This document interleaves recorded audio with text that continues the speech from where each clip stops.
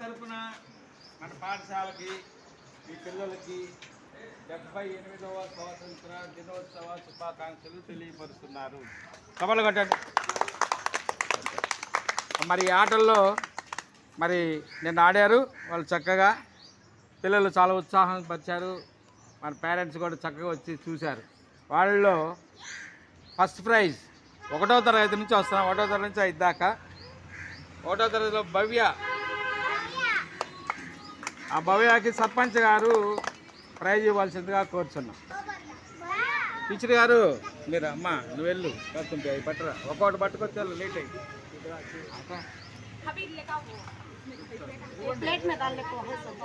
సర్పంచ్ గారు చూడండి.